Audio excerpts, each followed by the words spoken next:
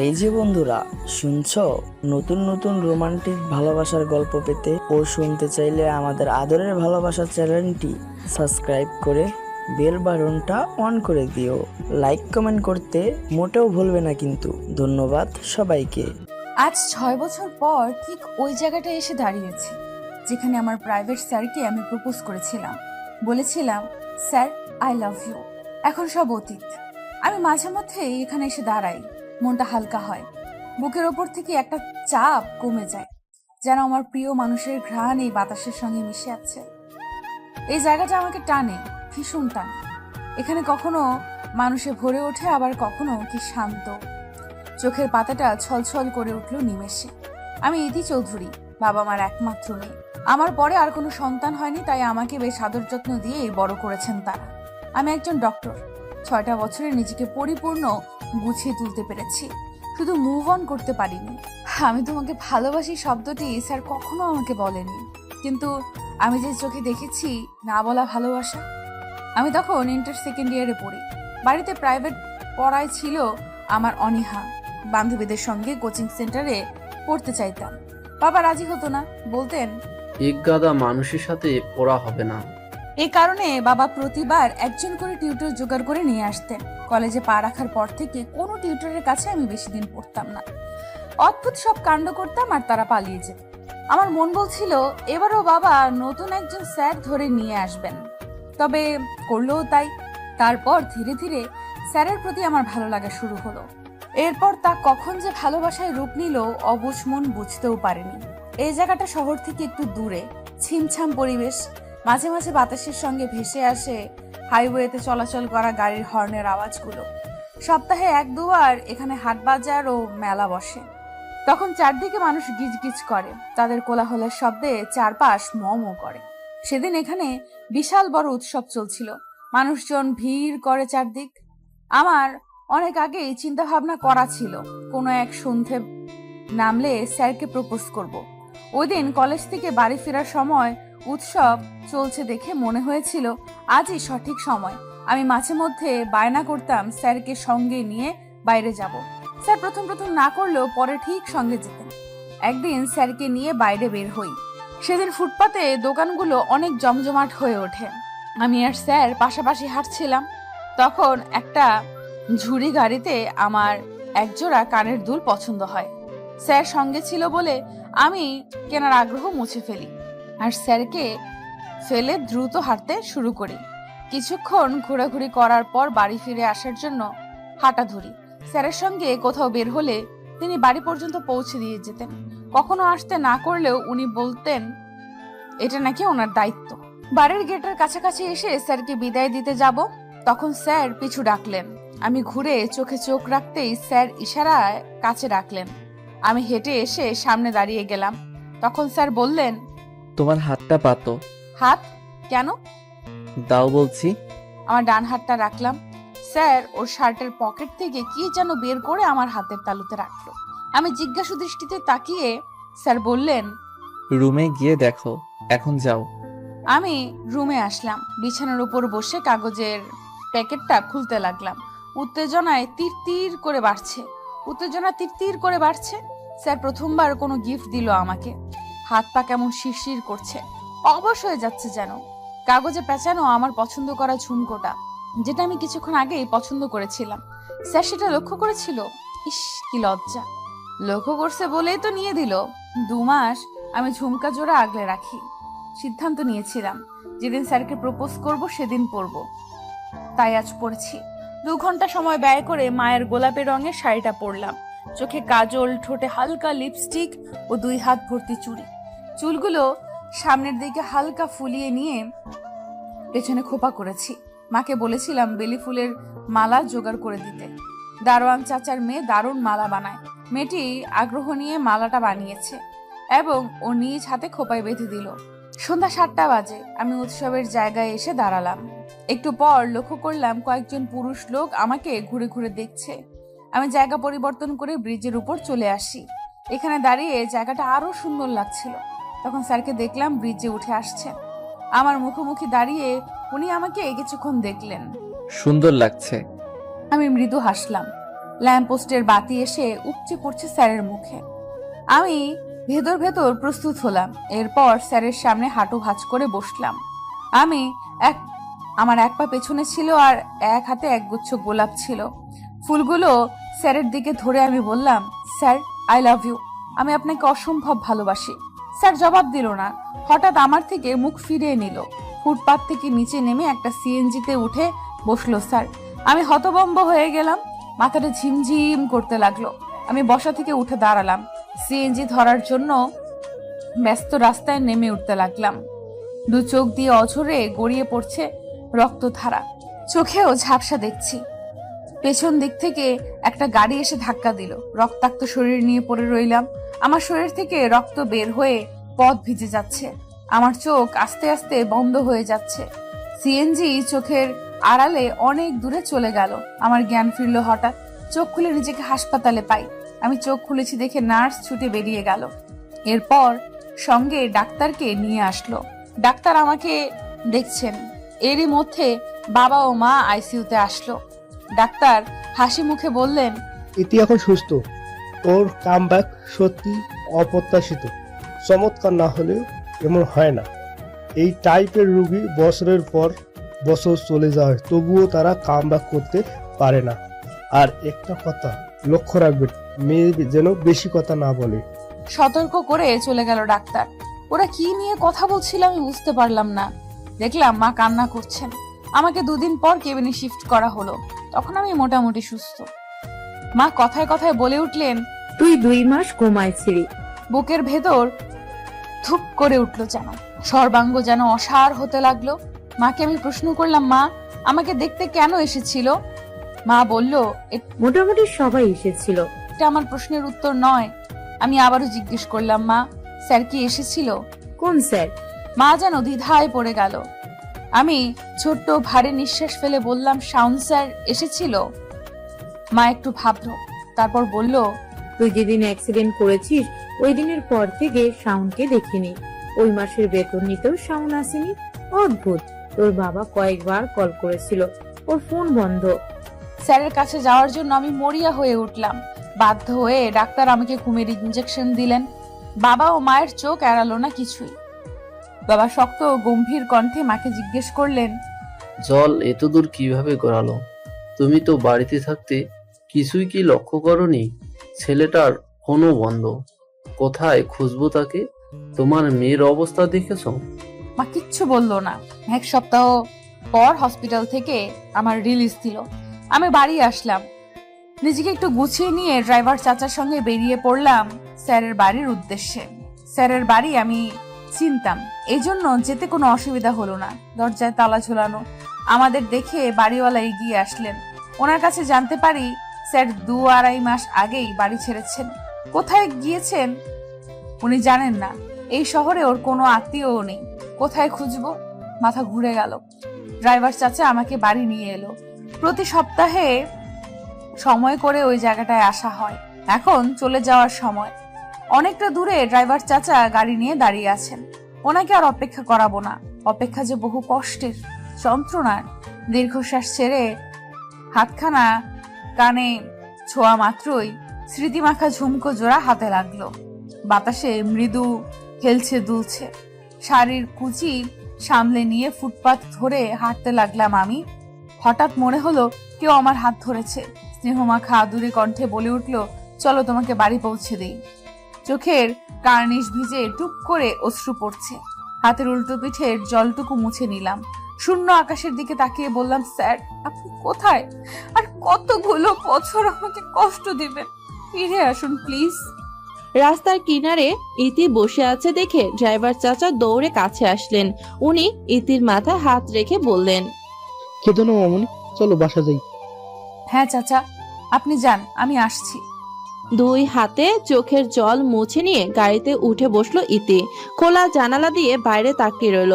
ঝরঝরে বাতাসে চুলগুলো হালকা উঠছে। ইতি স্পষ্ট দৃষ্টি বাইরে রাখলো, এই আশায় হয়তো হঠাৎ স্যারকে সে দেখতে পাবে। বেশ খানিকক্ষণ পর ড্রাইভার চাচা বললেন, ইতি মামনি, আমরা এসে গেছি। ইতি গাড়ি থেকে নামলো। এরপর কিছুক্ষণ দরজার সামনে দাঁড়িয়ে দরজা খোলার অপেক্ষা করলো। বাড়িতে প্রবেশ করে সে নিজের রুমের দিকে এগিয়ে গেল। নাসিমা ডাকলেন, তবুও দাঁড়ালো না ইতি। এখন মায়ের মুখোমুখি হলে তিনি বুঝে যাবেন ও কান্না করেছে। ইতি বাথরুম থেকে স্নান করে দীর্ঘ সময় পর বের হলো, দেখলো বিছানার উপর নাসিমা বসে আছে। ইতি বলল, আম্মু তুমি কখন এলে? তুমি যখন আমাকে উপেক্ষা করে রুমে ঢুকছিলে। মানে তুমি দীর্ঘ 30 মিনিট ধরে ঘরে বসে আছো? বলেই থামলো নাসিমা। এরপর বললেন, তাড়াতাড়ি নিচে খেতে আসো। তিনি আর কিছু জিজ্ঞেস করলো না, চলে গেল।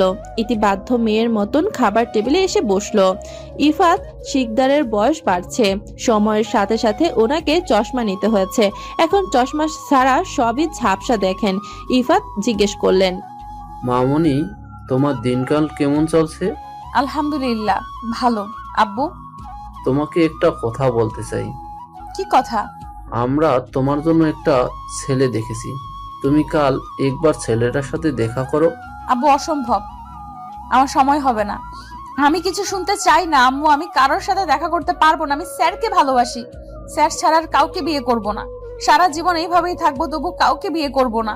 তবুও আমার বিয়ে নিয়ে যদি তোমরা আবারও কথা বলো, আমি বাড়ি ছেড়ে চলে যাব। ইতি খাবার রেখে চলে গেল। নাসিমা বললেন, মেয়েটা না খেয়ে চলে গেল। ইফাত উত্তেজিত ও রাগী কণ্ঠে বললেন, আমি কি ভুল কিছু বলছি নাসিমা? আমি ওর বাবা, কিভাবে আমার মেয়েকে এভাবে কষ্ট পেতে দেখতে পারি? বলে থামলেন ইফাত। একটু পর আবার বললেন, এই আমি কত জায়গায় শাওনের খোঁজ করছি, কিন্তু তার কোনো হদিশ আজও পাইনি, যেন সে পৃথিবীতে নেই। আমার একমাত্র মেয়ে তিলে তিলে শেষ হয়ে যাচ্ছে। আমার যে কলিজা ফেটে যায়। আমি শুধু আমার মেয়েকে সুখী দেখতে চাই। এটা কি আমার অপরাধ? নাসিমা বললেন। আমি পরে ওকে বুঝিয়ে বলবো, তুমি খেয়ে ওঠো। দীর্ঘ নিঃশ্বাস ফেললো ইফাত শিকদার। বললেন, আমার মেয়ে না খেয়ে চলে গেল, আমি খাবো কিভাবে? আমার গলায় খাবার নামবে না নাসিমা। শাওন চলে যাওয়ার পর থেকে আমাদের মেয়ের ভয়ঙ্কর পরিবর্তন হয়ে গেছে। 6 বছরে অনেক কিছু বদলে গেছে। শুধু শ্বাস প্রশ্বাস চলছে, ওর যেন জীবন্ত লাশ। নাসিমা মেয়ের রুমে আসলেন। ইতি রুমে নেই। বাথরুমে ও বারান্দা চেক করলেন, সেখানেও নেই। নাসিমা ছাদে আসলেন, দেখলো তার মেয়েটা এক কোণায় দাঁড়িয়ে আছে। তিনি গলা তুলল, এত রাতে ছাদে আসছো কেন? আম্মু আমাকে একা থাকতে দাও। ইতি, তুমি আমাদের একমাত্র মেয়ে। তোমাকে আমরা এভাবে আর দেখতে পারছি না। আমরা চাই তোমার একটা কুল হোক। আম্মু আর কিছু বলবে না। আমি স্যারের জায়গায় কাউকে ভাবতে পারি না, এটা অসম্ভব। সাউন্ড 6 বছর ধরে চলে গেছে, আর তুমি এখনো তাকে আঁকড়িয়েছো কেন? আমি বাসা থেকে চলে যাব, আমাকে দেখবে না, তোমাদের কষ্টও হবে না। ইতি, নাসিমা ধমক দিলেন। এরপর করুণ কণ্ঠে বললেন, আমরা তোমাকে আর কিছু বলবো না। তোমার যা খুশি করো, কিন্তু বাড়ি ছেড়ে কোথাও যাবে না। তোমাকে ছাড়া আমরা বাঁচতে পারবো না। নাসিমা কান্না লুকিয়ে চলে গেল। ইতি আকাশের দিকে দৃষ্টি স্থির করলো, চোখে তারও ছলছল করছে। স্যার আপনাকে ছাড়া থাকা আমার জন্য খুব কঠিন। ইতি চোখ বন্ধ করলো, চোখের পাতায় ভেসে উঠলো পুরনো স্মৃতিগুলো। 6 বছর আগে সকাল 8:30, মঙ্গলবার 28 আগস্ট 2015। কুয়াশাচ্ছন্ন সকাল, হালকা কুয়াশায় ঢাকা প্রকৃতি। সকালে কুয়াশায় ঢাকা থাকে, সকালের শিশিরে ঘাস ভেজা, মৃদু ঠান্ডা বাতাসের সাথে সাথে শীতের মেজাজ। ভোর যখন হালকা কুয়াশায় ঢেকে যায়, তখন ধীরে ধীরে সূর্য দেখা যায়। সূর্যের রোশনি জানালার কাছে ঢুকে ঘরে পড়ে। আলমারির কাভার থেকে কলেজের পোশাক খুঁজতে লাগলো ইতি। সহসা চিৎকার করে বলে উঠল, আম্মু আমার পোশাক খুঁজে পাচ্ছি না, একটু খুঁজে দাও। নাসিমা বললেন, আমি রান্না করে নাস্তা বানাচ্ছি, তুমি দেখছো না? আজ নিজে নিজে খুঁজে নাও। ইতি বলল। আম্মু আমার দেরি হয়ে যাচ্ছে, খুঁজে দাও না। নাসিমা বিরক্তিকর কণ্ঠে বললেন, এই মেয়েকে নিয়ে যে কি করব? এত বড় হয়ে গেছে, অথচ নিজের জিনিসপত্র নিজে খুঁজে পারে না। পুরো দিন আমাকে জ্বালিয়ে মারবে। আম্মু এটা পাচ্ছি না, ওটা পাচ্ছি না, উফ। মা, চিৎকার করছো কেন? ধমক দিল নাসিমা। আলমারির ভেতর একটু খোঁজাখুঁজির পর পোশাক পেয়ে গেলেন তিনি। তারপর বললেন, এই যে তোমার পোশাক, তুমি একটা কাজও ঠিক মতো করতে পারো না। তোমার কি হবে ইতি, একমাত্র আল্লাহ জানেন। আম্মু জামাটা দাও। রেডি হয়ে নিচে আসো, নাস্তা করে তারপর বের হবা। ঠিক আছে। ইফাত শিকদার বসে সকালে নিউজ পেপার পড়ছেন। হঠাৎ বললেন, ইতি মামনি, গুড মর্নিং। গুড মর্নিং আব্বু। বাবা মেয়ে দুজনে এসে নাস্তা করে নাও। ইতি ওর বাবার পাশের চেয়ার টেনে বসলো। ইতিকে ওর বাবা খাইয়ে দিচ্ছেন সহসা ইতি পেট ভরে গেছে। সে উঠে দাঁড়ালো, তারপর বলল, কিসের বিয়ে? আমি তো বিয়েই করবো না, দেরি হয়ে যাচ্ছে, আমি এখন যাই। ইফাত শিকদার বললেন, দাঁড়াও, তোমাকে একটা কথা বলার আছে। ইতি দাঁড়িয়ে গেল। ইফাত বললেন, আজ থেকে নতুন স্যার আসবে তোমাকে প্রাইভেট পড়াতে। ছেলেটা খুবই ভদ্র। এর আগে স্যারেরা এক সপ্তাহ ওকে টিকে নেই, জানি না কি করো, তারা ভয়ে পালিয়ে যায়। ওর সাথে কোনো দুষ্টুমি করবে না, বুঝেছো? নাসিমা বললেন, এখন থেকে একটু শাসন করো। তোমার মেয়ের ও বন্ধুদের সাথে মিলামেশা বন্ধ করো। বন্ধুদের জন্যই দিন দিন ফাজিল হচ্ছে।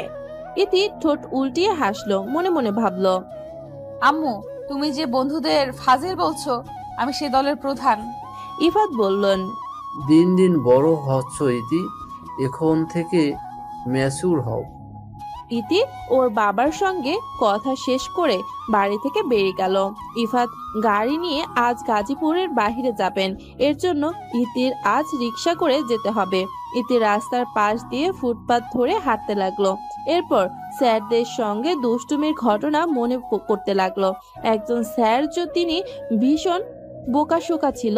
ওনার চায়ের কাপে মরা তেলাপোকা দেয় ইতি। উনি চা খেতে যাবেন, তখন তেলাপোকা দেখে ছিটকে দূরে সরে যান। তখন ইতি লোকটাকে ভয় দেখিয়ে বলে চলে যাওয়ার জন্য। যদি না যায় তাহলে আরো ভয়াবহ কিছু করবে। লোকটা সেদিন যে গেল আর পড়াতে আসেনি। এরপর অন্য আরেক স্যারকে নির্ঝর রাস্তায় বন্ধুদের নিয়ে শাসিয়েছিল। লোকটা দুদিন পড়িয়ে তারপর বিদায় হয়। এরপর 2 মাস পার হয়ে গেল। বাবা আবার নতুন স্যার নিয়ে আসছে। ইতি ভাবতে লাগলো সে এই স্যারকেও কিভাবে তাড়াবে। রাস্তার মোড়ে এসে রিক্সার জন্য দাঁড়িয়ে গেল ইতি। বেশ কিছু রিক্সা ছুটে যাচ্ছে, খালি রিক্সা নাই বলেই চলে। কিছুক্ষণের অপেক্ষা করার পর একটা খালি রিক্সা পাওয়া গেল।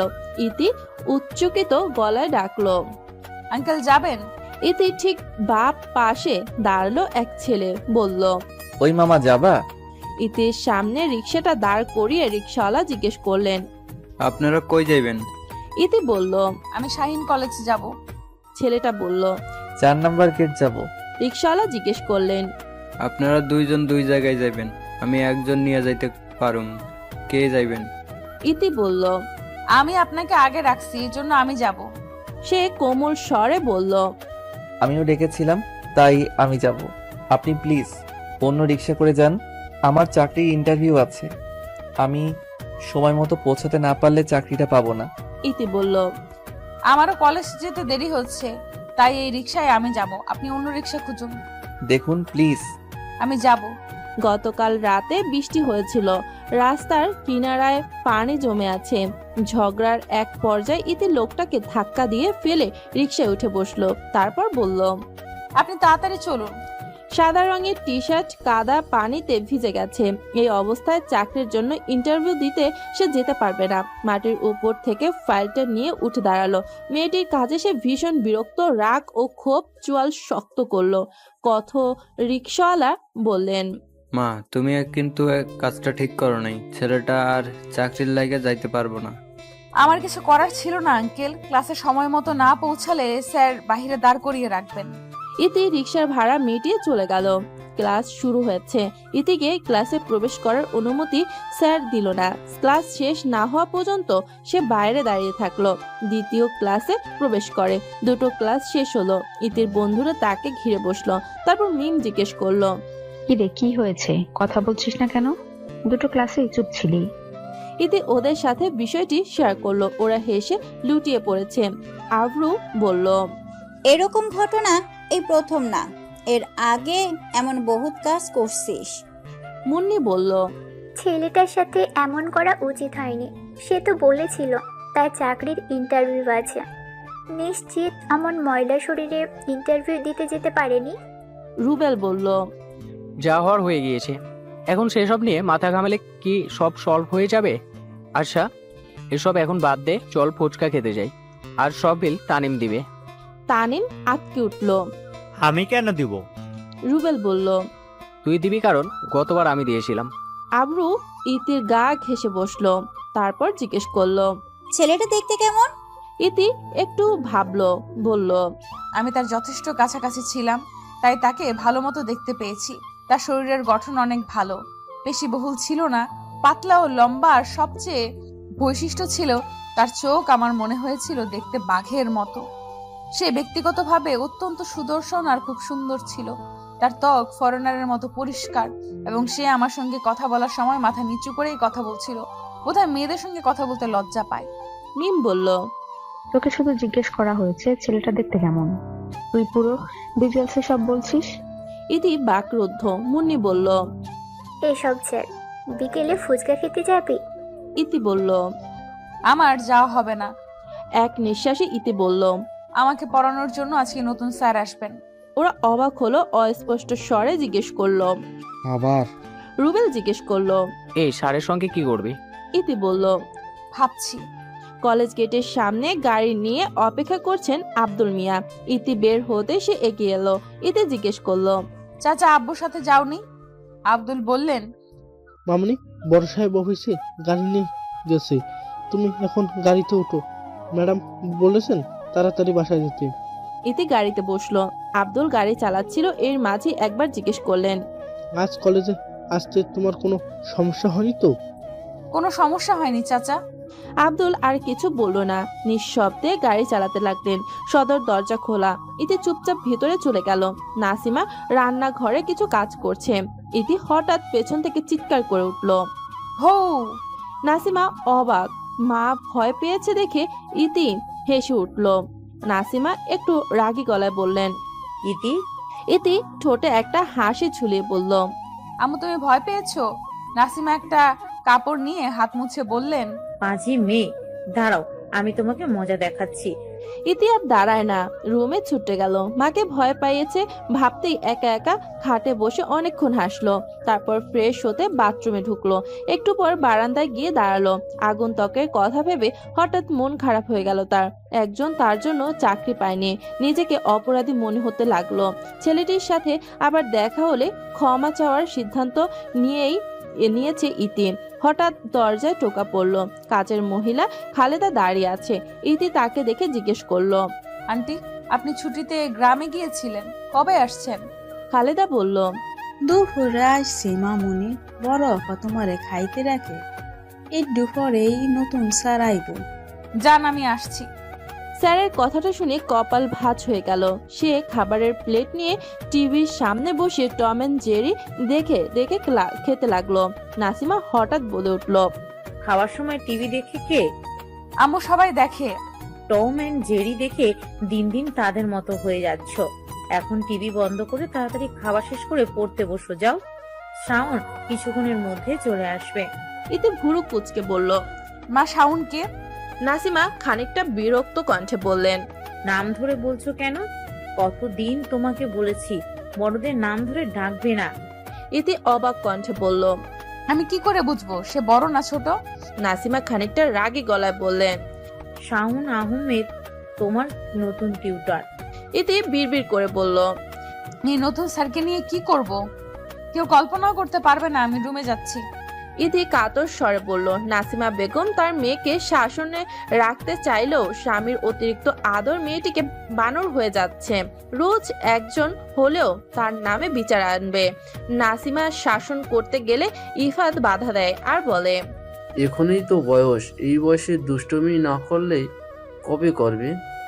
ইতি টেবিলে বসে আছে, গালে হাত রেখে বইয়ের পাতা উল্টাতে লাগলো। হঠাৎই একটি পুরুষালী কণ্ঠস্বর শোনা গেল। সমস্ত অলসতা দূর হয়ে গেল তার। আসসালামু আলাইকুম। ওয়ালাইকুম। পুরুষ লোকটার মুখ দেখা মাত্র ইতি চেয়ার ছেড়ে উঠে দাঁড়ালো। পাশে দাঁড়িয়ে আছেন নাসিমা বেগম। মৃদু স্বরে বললেন, ইতি অর্ধেক সালাম দিলে কেন? ইতি তাড়াতাড়ি বলল, ওয়ালাইকুম সালাম। ইতিকে দেখে লোকটার চিনতে বিড়ম্বনা হলো না। সে চোখ বুলিয়ে আবার মাথা নিচু করলো। নাসিমা ইতিকে বললেন, উনি তোমার স্যার সাউন্ড। ইতির গলা শুকে কাঠ হয়ে যাচ্ছে। সকালে যা হয়েছে এই লোকটির যদি মাকে বলে দেয়, মা তাকে খুব বকাঝকা করবে। ইতি ভয়ে ঢোক গেল। একবার ভাবলো স্যার নিশ্চয়ই মাকে সব বলে দিয়েছে। ভাবনাটা ভুল। মাকে বললে মা এখন এত সুন্দর করে পরিচয় করে দিত না, মানে এখনো বলেনি, কিন্তু পরে যদি বলে। মা মুচকি হেসে বললেন, তুমি ওকে পড়াতে শুরু করো, আমি তোমার জন্য নাস্তা পাঠাচ্ছি। শাওন বলল, না আন্টি, আপনাকে এসব করতে হবে না। মা উচ্চ স্বরে বললেন, তুমি আমার ছেলের মতো, আমি তোমার জন্য কিছু করতে চাই, চুপচাপ বসে থাকো। বইতে মুখ গুজে বসে আছে ইতি। কথা বলার সাহস হচ্ছে না। স্যার যদি সকালের ঘটনার প্রতিশোধ নেন তাহলে ইতি বলবে, স্যার। জি বলুন। স্যার আপনি আগে করেছে দেখে ইতি অবাক হলো। এর আগে কোনো স্যার তাকে আপনি সম্বোধন করেননি, সবাই তুই বা তুমি বলে ডাকতো। ইতি সোজা হয়ে বসলো, প্রলম্বিত শ্বাস ফেলে বলল, sir I am sorry. Shaon তাকায়নি, জিজ্ঞেস করলো, সরি কেন? আজ সকালে আমি আপনার সাথে অভদ্র আচরণ করছি এবং আপনাকে কাদায় ফেলে দিছি।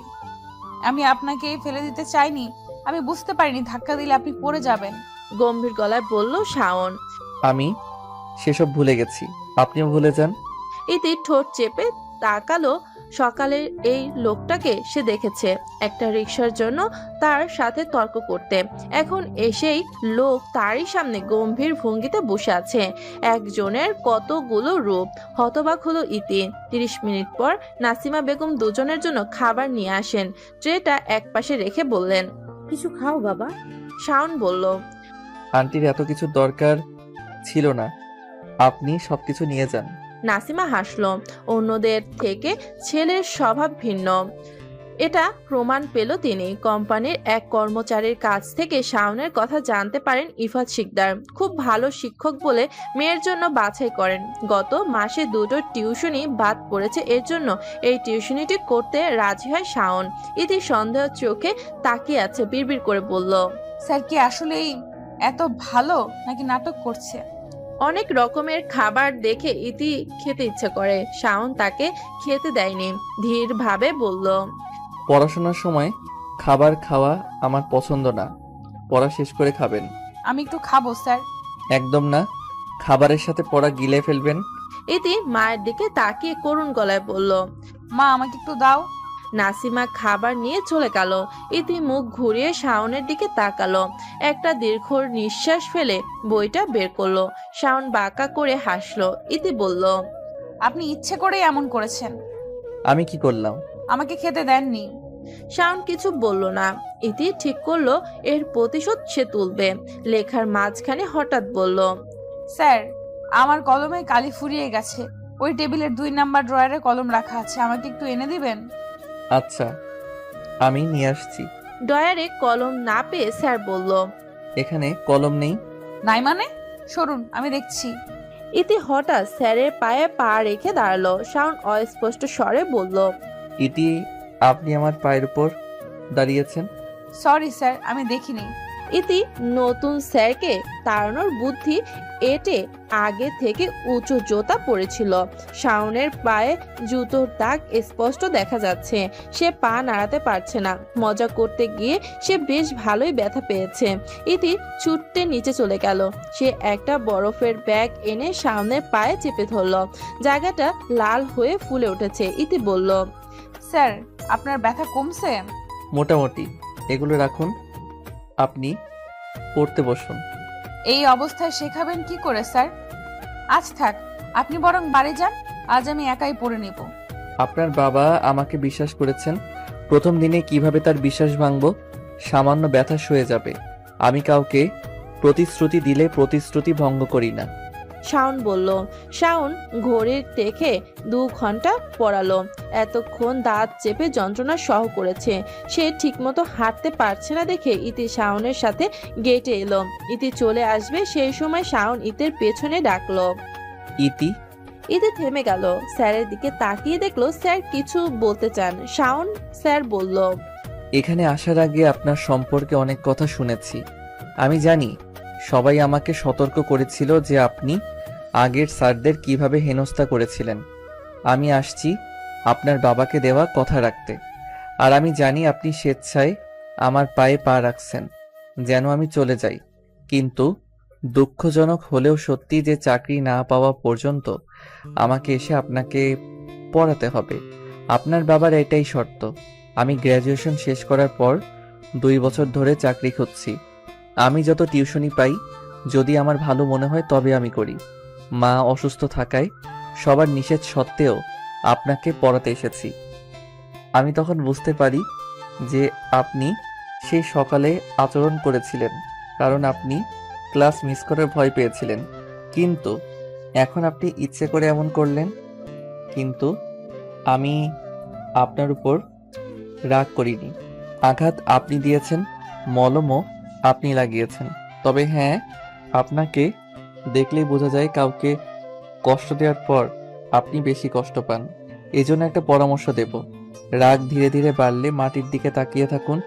ভয় পাবেন না, আমি আপনার বাবা মায়ের কাছে অভিযোগ করব না। আজ আসি। ইতি মাথা নিচু করে দাঁড়িয়ে রইল। সে কি বলবে, শব্দ খুঁজে পেল না। খানিকটা পা খুঁড়িয়ে খুঁড়িয়ে স্যার চলে যাচ্ছেন। ইতির চোখ জলে ভিজে গেছে।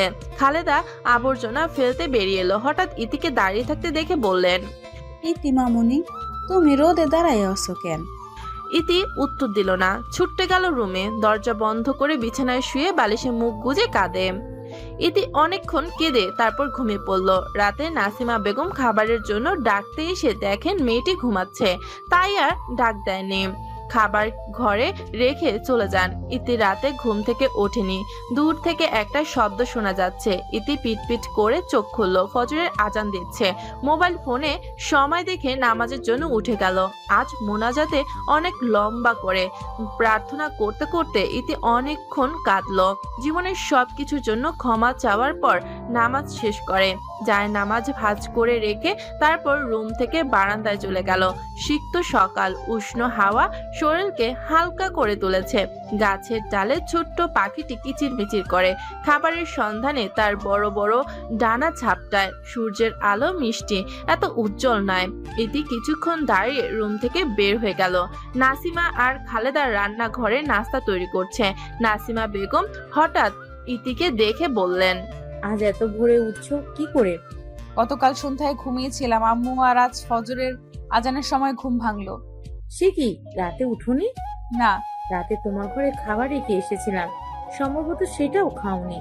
আম্মু, তুমি আবার কখন খাবার রেখে এসেছো? তখন তুমি ঘুমাচ্ছ। এতে মনটা আজ খুব ভালো। আম্মু, আমি তোমাকে রান্না করতে সাহায্য করতে চাই। নাসিমা বেশম খেলো যেন, হতবম্ব কণ্ঠে বললেন, আর সূর্য কোন দিক থেকে উঠেছে?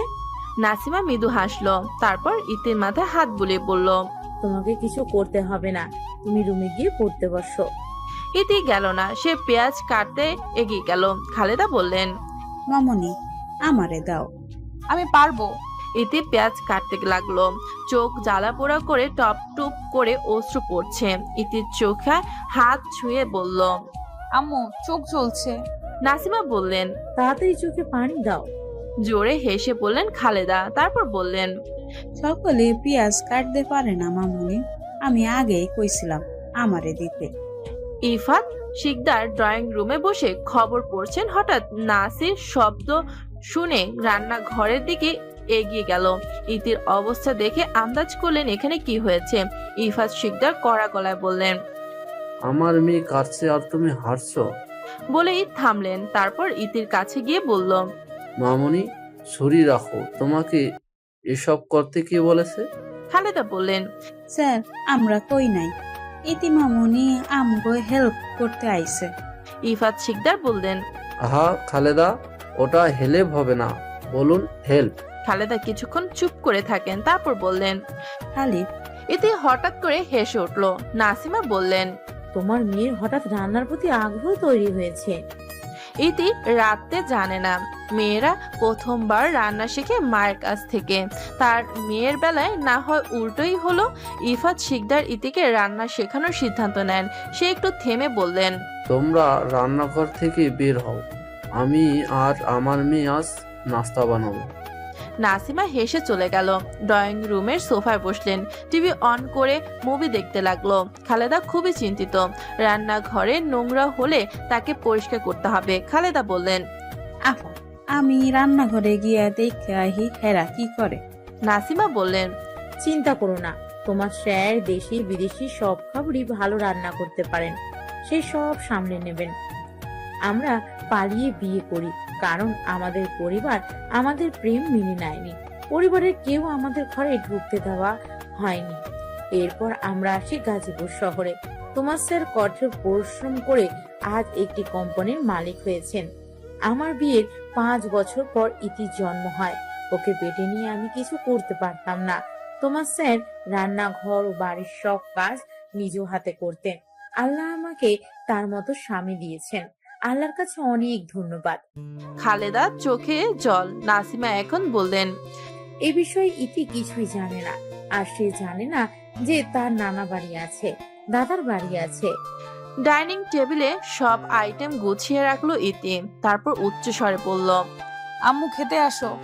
ক্যাম্পাসে বসে বাদামের খোসা ছাড়াচ্ছে ইতি। নাইম বলল, ইতি তুই গতকাল অনেক কিছু মিস করছিস। ইতি তাকালো, বলল, লাইক? চৌরোডে বিশাল মেলা বসেছিল, সন্ধ্যার পর আমরা সবাই যাই, শুধু তুই আর তানিম বাদে। ইতি বলল, আগামী সপ্তাহে যাব। রুবেল হঠাৎ জিজ্ঞেস করলো, তোমার টিউটরের খবর কি? ইতি হতাশ গলায় বলল, যে ছেলেটাকে গতকাল ধাক্কা দিয়েছি আমার জন্য কাজের ইন্টারভিউ দিতে পারেনি, সেই আমার নতুন স্যার। ওরা হতবাক। মুন্নি ঝাপসা করে বলল, কি? তানিম জিজ্ঞেস করলো, তোকে কিছু বলেনি? না। আশ্চর্য, তোর জন্য যার ক্ষতি হয়েছে কিন্তু তিনি তোকে কিছুই বলেননি। আফরু বলল, স্যার সে কি এখনো আছে নাকি পালিয়ে গেছে? হ্যাঁ আছে, চাকরি না হওয়া পর্যন্ত পড়াতে আসবেন। কলেজ থেকে বাড়ি ফেরার পথে ইতি সেসব মানুষের সাথে দেখা করলো যাদের সে কষ্ট দিয়েছে। খুব লজ্জিত এবং দুষ্টুমির জন্য ক্ষমা চাইল। মুন্নি অবাক গলায় বলল, ইতি বদলে গেছে, সে আগের মতো নেই। তুই ঠিক বলেছিস, বলল রুবেল।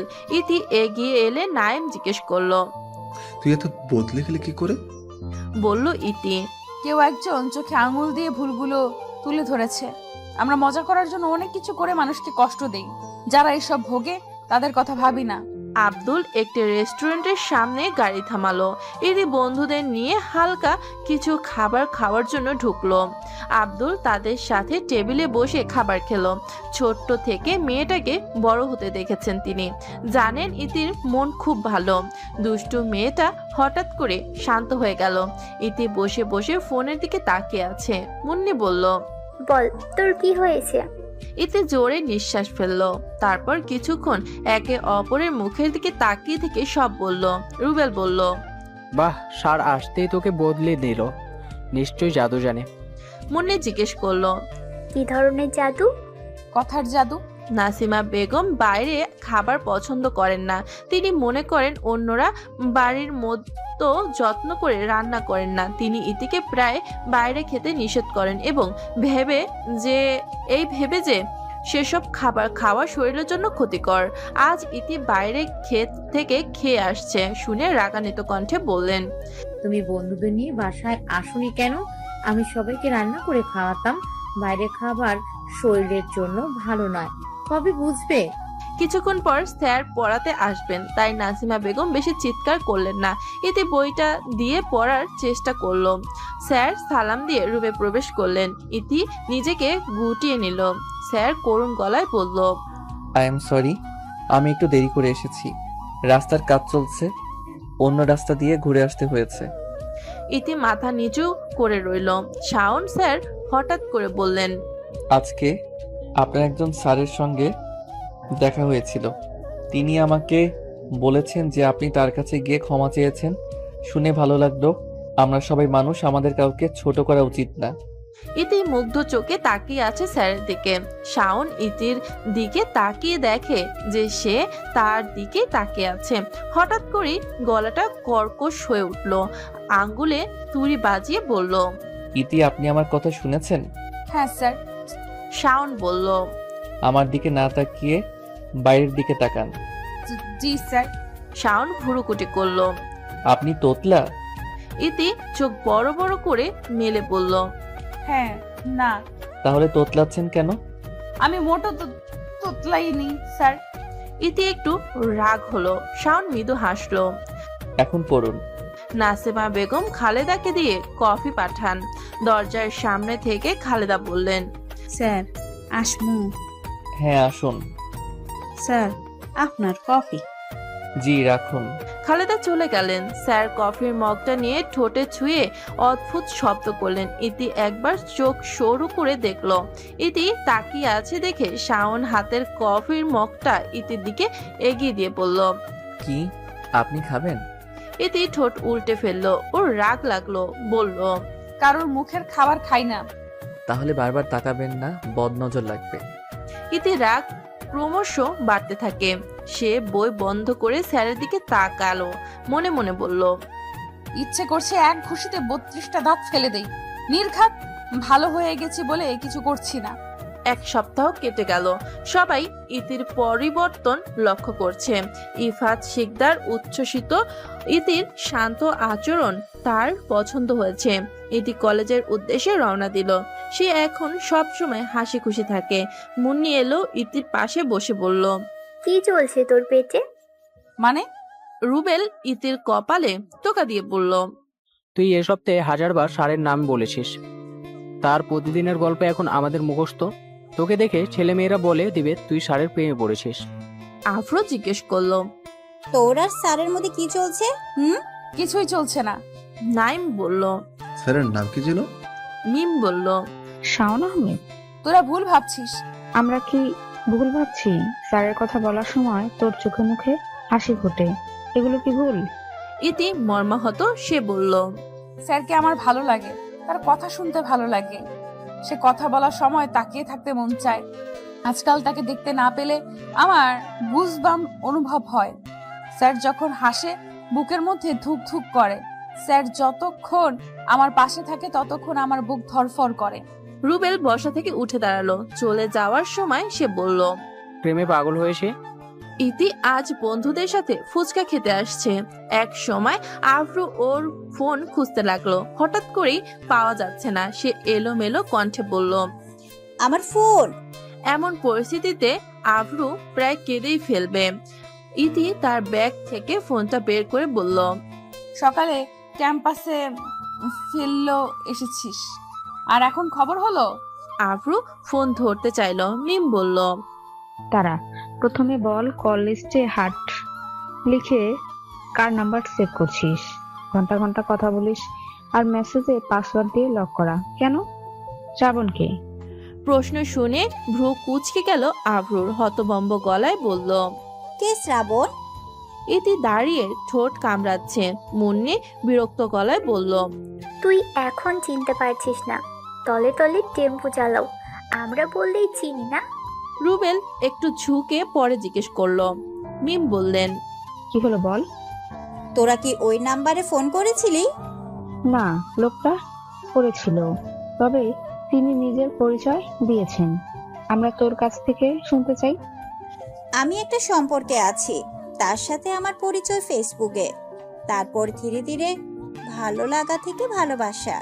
কি ছেলেটার সাথে দেখা করেছিস? না, আমরা আগামী সপ্তাহে দেখা করার প্ল্যান করেছি। সে শুক্রবারে ঢাকা থেকে আসবে। তিনি দেখা করতে আসবেন, আমরা তোর সাথে যাব। সামনাসামনি দেখবো ভাইয়াটা কেমন, রাজি কিনা বল। আব্রু চাপে পড়ে রাজি হয়ে গেল। আফরু বলল, তোকেও স্যারকে আনতে হবে।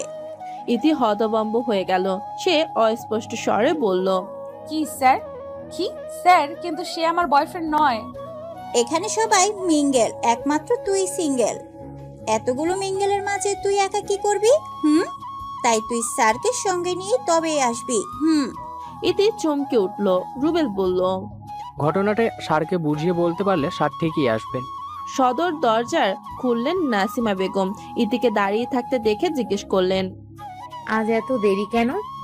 আমি আজ বন্ধুদের সাথে ফুচকা খেতে গিয়েছিলাম, তাই দেরি হয়ে গেছে। আবার রাস্তার খাবার? আচ্ছা যাও, এখন ফ্রেশ হও। ঠিক আছে। ইতি রুমে এলো, স্নান করে ফ্রেশ হলো, খাওয়া দাওয়া শেষ করে সে অপেক্ষা করছে স্যার আসার জন্য। একটু পর শাওন স্যার এলেন। ইতির মন খারাপ দেখে জিজ্ঞাসা করলেন কি হয়েছে। ইতি প্রশ্নটা এড়িয়ে যায়, কিছু না বলে পড়তে লাগলো। 2 ঘন্টা পর শাওন চলে গেল। এভাবে 6 দিন কেটে গেল। ইতি স্যারকে এখনো কথাটা বলতে পারেনি। ইতির কথা শুনে স্যার কেমন রিয়াক্ট করবে তা নিয়ে সে চিন্তিত। আজ বৃহস্পতিবার, কাল শুক্রবার, যা বলা দরকার তা আজই বলতে হবে এবং স্যারকে রাজি করাতে হবে, নইলে সে যেতে পারবে না। ক্লাসে বসে ইতি এসব ভাবতে থাকে। হঠাৎ আভ্রু বলল, আজ কিন্তু শেষ দিন। মুন্নি বলল, এত ভয় পাচ্ছিস কেন? রুবেলকে দেখতো, সে আমাকে ভালোবাসতো কিন্তু বলতে পারেনি। আমি বলেছি বলেই প্রেম হয়েছে। তুই সাহস করে বল, তোরও হবে। মিমের কথার মাঝে ফোড়ন কাটলো। সাবধানে তুই ওর কৌশলে কান দিবি না।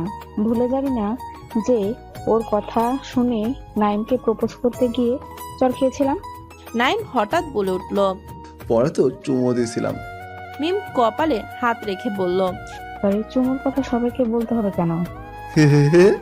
সরি। ইতি বলল, আমি আমার মতো করে স্যারকে বলবো, তোদের জ্ঞান দিতে হবে না। আর যদি দেখিস আমি আসিনি তাহলে বুঝবি আমি স্যারকে বলতে পারিনি বা তিনি রাজি হননি। আভ্রু বলল, স্যার রাজি হলে ফোন করে জানাবি। ছুটি শেষে রুবেল মুন্নির সঙ্গে বেড়াতে যায়। রাস্তার এক পাশে বিশাল লেক, ও পাশে ফুলের বাগান, একটু সামনে ফুচকার স্টল। মুন্নি দাঁড়িয়ে আছে। রুবেল হাতে একটি বেলি ফুলের চুড়ি পরিয়ে দিল। মুন্নি বিস্মিত গলায় বলল, কখন আনছিস সেটা? অনেকক্ষণ হয়ে গেল, তুই এখনো আমাকে তুই করে বলিস। মুন্নি খুশি হয়ে বলল, তোকে তুমি বলে ডাকলো, ভাবতেই কেমন হাসি পাই। সঙ্গে সঙ্গে রুবেলের চেহারা বদলে গেল। রুবেলের মুখ গম্ভীর। রুবেল একটা মাস্ক মুন্নির দিকে দিয়ে বলল, তোমার জন্য গিফট, আমি বাড়ি গিয়ে খুলবি। ইতি রুমে পায়চারি করছে, স্থির হয়ে বসতে পারছে না। গম্ভীর শ্বাস টেনে নিজেকে শান্ত করলো। শাওন এলো, সে প্রতিদিনের মতো সালাম দিল। আসসালামু আলাইকুম। ওয়ালাইকুম সালাম স্যার। শাওন চেয়ার টেনে বসলো। ইতির মুখটা খুব চিন্তিত দেখাচ্ছিল। শাওন জিজ্ঞেস করলো, ইতি, আর ইউ ওকে? হ্যাঁ স্যার আমি ঠিক আছি। তুমি এভাবে ঘামছো কেন? গরম লাগছে। এসির পাওয়ার বাড়িয়ে দাও। ইতির সাথে শাওনের সম্পর্ক আগের চেয়ে সহজ হয়েছে। ইতি স্যারকে বলে, স্যার আমি আপনার থেকে অনেক বছরের ছোট, আপনি আমাকে তুমি বলে ডাকবেন। সেদিন থেকে শাওন তাকে তুমি বলে সম্বোধন করে। আগের স্যারেরা তাকে তুই বা তুমি বলে ডাকলে তার ভালো লাগেনি, কিন্তু শাওনের মুখ থেকে তুমি সম্বোধন শুনতে সে নিজে মুখ ফুটে বলেছে। ইতি ঢোক গেল, তারপর বলল, স্যার আপনাকে একটা অনুরোধ করতে পারি? কি অনুরোধ? আপনি কি কাল আমার সাথে বাইরে যাবেন? সারা দিন আমার আর আমার বন্ধুদের সাথে থাকবেন। কথাটা শাওন বুঝতে পারেনি। ইতি হাঁপাচ্ছে, হা করে মুখ দিয়ে নিঃশ্বাস ফেলছে। শাওন বলল, কি হয়েছে? আমার দম বন্ধ লাগছে। শাওন এক গ্লাস পানি তুলে ধরলো ইতির দিকে। আস্তে খাও। ইতি হাত থেকে গ্লাসটা টেবিলে রাখলো। শাওন বলল, এবার ডান হাত দিয়ে একটি নাসারন্ধ্র ধরে অন্যটি দিয়ে শ্বাস নাও, আর হাত পরিবর্তন করে বাম হাতে নাক চেপে ধরে শ্বাস ছাড়ো। ইতি একটা দীর্ঘ নিঃশ্বাস ফেললো। একটু শান্ত শাওন বলল, এখন বলো। ইতি কিছুক্ষণ পর উত্তর দিল, স্যার কলেজে ট্রুথ এবং ডেয়ার খেলায় আমি ডেয়ার নেই, বন্ধুরা আমাকে দিয়েছে। আমরা কাল ঘুরতে যাব, তো ওরা বলেছে আপনাকে আমার সাথে নিয়ে যাওয়ার জন্য। এটাই ডেয়ার, আমি যদি না পারি তাহলে আমার ঘুরতে যাওয়া হবে না। আর আপনি তো আমার সাথে যাবেন না, তাই আমার যাওয়া হবে না, আমি হেরে যাব। শাওন গম্ভীর ভঙ্গিতে বলল, কখন যাবে? আমি কিন্তু বেশি দিন থাকতে পারবো না। মাকে পরীক্ষার জন্য হাসপাতালে নিয়ে যেতে সন্ধ্যার আগে ফিরতে হবে। ইতির চোখ চকচক করে উঠল। শাওন স্যার বলল, আমি নিশ্চিত নই তোমরা কোথায় যাবে। আমি রেডি থাকবো, তুমি গাড়িতে তুলে নিও। স্যার ঠোঁটে হাসি ফুটিয়ে বলল। ইতি উত্তেজিত হয়ে উঠল। সে চেয়ার ছেড়ে হঠাৎ শাওনকে জড়িয়ে ধরল। শাওন হতবাক। ইতি তাৎক্ষণিক সরে গেল। দ্বিধাগ্রস্ত কণ্ঠে বলল, সরি স্যার, ভুল হয়ে গেছে। শাওন চেয়ারে ছেড়ে উঠে দাঁড়ালো, তারপর চলে গেল। ইতির ভয় করছে শাওন কিছু না বলে চলে যায়। রাতেই প্ল্যান হয়ে গেছে, কে কি পরবে। মেয়েরা শাড়ি আর ছেলেরা পাঞ্জাবি। ইতি ওর মায়ের একটা শাড়ি নিয়ে বসে আছে। ইউটিউবে অনেক ভিডিও দেখে শিখে নিল কিভাবে শাড়ি পরতে হয়। নাসিমা বেগম এসে শাড়ির কুচি আঁচল ঠিক করলেন। মেয়েকে শাড়িতে দেখে চোখ সরাতে পারছেন না। চোখের কোণ থেকে আঙুলের ডগায় হালকা কাজল লাগিয়ে ইতির কানের পেছনে লাগালো। তারপর বললেন, কারো নজর না লাগুক। ইতি গাড়ি থেকে নেমে গেল। দরজায় হেলান দিয়ে দাঁড়িয়ে রইল। স্যারের বাড়ির দিকে যাওয়ার চিপা গলিতে গাড়ি ঢুকতে পারে না। এই কারণে রাস্তায় দাঁড়িয়ে থাকতে হচ্ছে। ইতি স্যারকে ফোন দিল। তিনি বললেন তিনি রাস্তায় ছিলেন। ইতি মাটির দিকে তাকিয়ে আছে। শাওন বাম পাশে এসে দাঁড়ালো। সে কিছুক্ষণ তাকিয়ে থেকে বলল, শাড়ি? ইতি হাসলো, বলল, হ্যাঁ, ওরা সবাই শাড়ি পরবে। ইতি লক্ষ্য করলো স্যার আর তার জামা কাপড় একই রঙের। শাওন ইতস্তত করে বলল, আমি বুঝিনি তুমি সাদা শাড়ি পরবে। ইতি চোখ নামিয়ে নিল। তারপর দুজনে গাড়িতে উঠলো। রেস্তোরাঁর পুরো টেবিল বুক করে রেখেছে শ্রাবণ। সে তার প্রেমিকার বন্ধুদের ট্রিট দেবে। শাওন লক্ষ্য করলো কারোরই মেজাজ ভালো নেই। সবার মুখে একটা উদাসীনতা। শ্রাবণ জিজ্ঞেস করলো, কি হয়েছে? আপনারা সবাই এভাবে বসে আছেন কেন? মুন্নি বিরক্ত গলায় আবরুর বোকামের কথা বলল। শ্রাবণ বলল, অব্র, তোমার এটা করা উচিত হয়নি। দেখো সবাই আছে, কিন্তু তোমার অন্য বন্ধু নেই। আবরু বলল, আমি ভেবেছিলাম এই উসিলায় হয়তো ইতি আর ওর স্যার কাছাকাছি আসবে। কিন্তু তোমার চিন্তা লাভ কম ক্ষতি বেশি করেছো। সরি। রুবেল বলল, ইতি থাকলে মজা হতো। শ্রাবণ সবার পছন্দের খাবারের অর্ডার দিল। আফরু এখনো বলেনি সে কি খাবে। শ্রাবণ নিচু গলায় বলল, ম্যাডাম কিছু বলবেন নাকি চুপ করে থাকবেন? আমার ভালো লাগছে না। শ্রাবণ গেটের দিকে তাকিয়ে দেখে দুজন কাপল গেট দিয়ে ঢুকছে। ওদের সেম পোশাক দেখে শ্রাবণ ধরে নিল ওরা কাপল। শ্রাবণ বলল, ওই কাবালটাকে দেখো, একসাথে কত সুন্দর লাগছে। শ্রাবণের দৃষ্টি অনুসরণ করে তারা গেটের দিকে তাকিয়ে চমকে উঠল। মুন্নি বলল, ইতি? ছেলেটা কে সাথে? মিম বলল।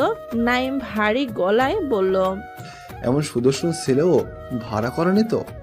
রুবেল ধমক দিয়ে বলল, কি বাজে কথা, তিনি সম্ভবত ইতির সার।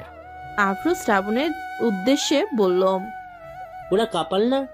কাপল না, ওইটাই ইতি আর তার সাথে। ইতি টেবিলের কাছে এসে দাঁড়ালো। হাসি মুখে তাদের সঙ্গে স্যারের পরিচয় করে দিল। পরিচিত হয়ে খুশি হলো। আফরু কর্কশ কণ্ঠে বলল, তুই আসবি কাল, আমাকে কল করিসনি কেন? ইতি হাসলো, বলল, সারপ্রাইজ দিব বলে। আমি যদি আগে ফোন করে বলতাম তাহলে এমন অবাক হতি না। আফরু চোখ সরু করে বলল, তোকে পরে বোঝাবো।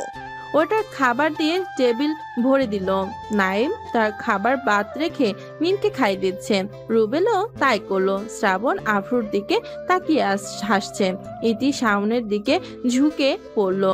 সে ফিসফিস করে বলল, স্যার, ও স্যার, হ্যাঁ বলো।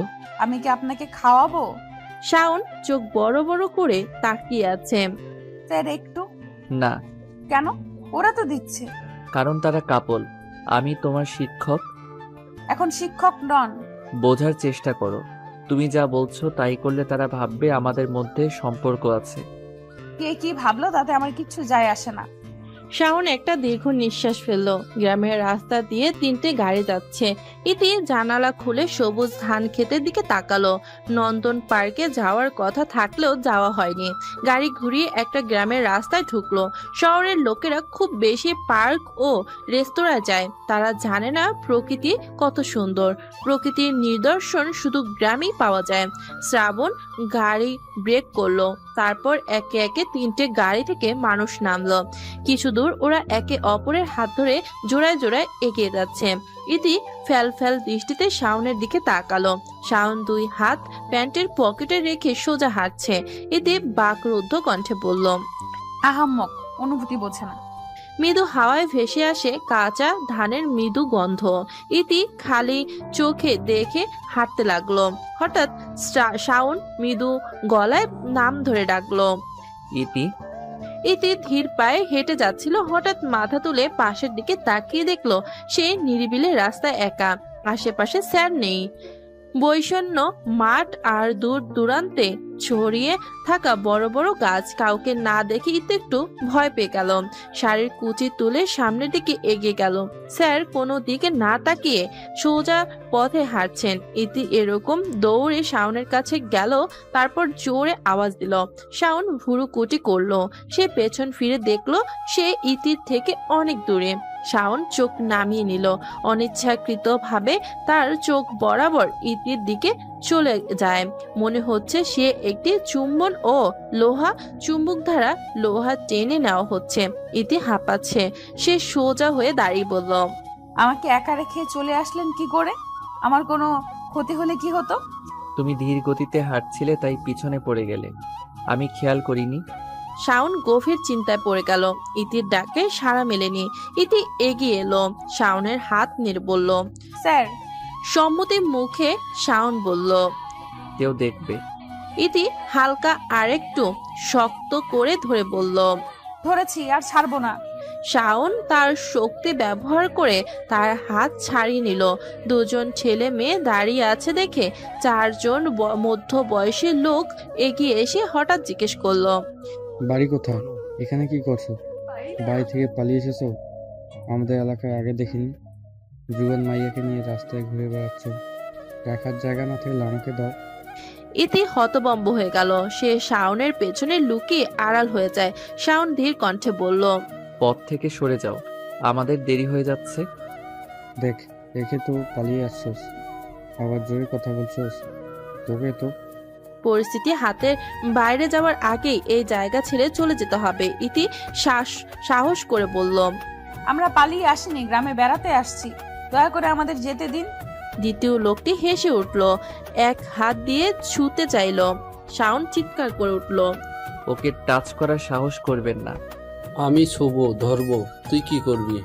তৃতীয় লোকটি হঠাৎ ইতির হাত চেপে ধরলো। ইতি চিৎকার করে উঠল। শাওন দুজনকে ধাক্কা মারলো। রাস্তার পাশে একটি বাঁশের গুঁড়ি আছে।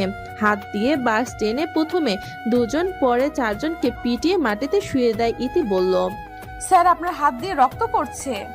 শাওন তীক্ষ্ণ চোখে তাকিয়ে, বাঁশটা ফেলে দিন স্যার, আর মারলে ওরা মারা যাবে। যারা নারীদের অসম্মান করে তাদের বাঁচার অধিকার নেই। স্যার, তাদের দলের বাকিরা আসার আগে আমাদের চলে যাওয়া উচিত, আর ঝামেলা হলে এখান থেকে সহজে বেরোতে পারবো না। শাওন বাঁশটা ফেলে দিল, তারপর ইতির হাত ধরে দক্ষিণের দিকে দৌড়ে গেল। তাদের দেখে অনেক দূর দুজনেই হাঁপাচ্ছে। ইতি বলল, পানি। এখানে পানি কোথায় পাবো? আশেপাশে কোনো দোকান নেই। শাওন বুঝতে পারলো সে এখনো ইতির হাত ধরে আছে। সঙ্গে সঙ্গে হাত ছেড়ে দিয়ে ঘুরে দাঁড়ালো। একটু দূরে একটা মেলা চলেছে, সেখান থেকে গানের আওয়াজ শোনা যাচ্ছে। চলো এগিয়ে যাই, ওখানে তোমার পানি পাবো। ইতি কখনো গ্রামের মেলায় আসেনি, এসব তার কাছে নতুন। অনেক ঘুরে দেখার পর পানি পাওয়া গেল। ইতির তৃষ্ণা নিবারণ করে দুজন মেলায় ঢুকলো।